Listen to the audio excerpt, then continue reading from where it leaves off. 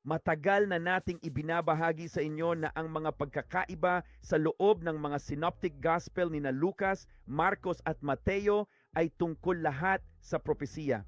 Hindi lang ito mga pananaw dahil sa sinabi ni na Lucas, Marcos at Mateo, kundi pinatnubayan sila ng Espiritu sa kabila ng lahat ng kanilang mga pagkakaiba kahit na hindi nila namamalayan na ang lahat ng ito ay magbubunyag ng propesiya. Well, mas malalim pa ito. Ipinapahayag ito sa kung paano inilatag ang mga kabanata sa kanilang mga kwento. Sa pagpasok sa Lucas 19, Marcos 11 at Mateo 21, tatlong makahulang larawan ito ng pagdating ng Panginoon na binanggit sa mga diskurso ni na Lucas, Marcos at Mateo at kamangha-mangha rin ang sumunod na kwento.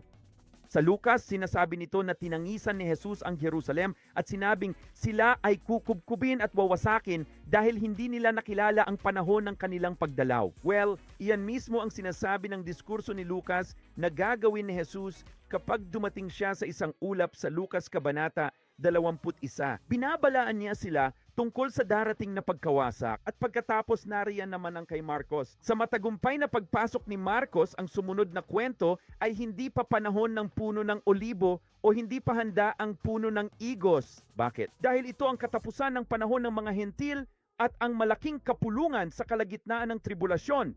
Hindi pa panahon para sa Juda o sa henerasyon ng puno ng igos nito. Pagkatapos nito, darating ang 7 taon ng paghuhukom ng trumpeta, kasunod ng 7 taon ng mga tatak. Sa matagumpay na pagpasok ayon kay Mateo, pinalayas ni Jesus ang mga nagtitinda sa loob ng templo.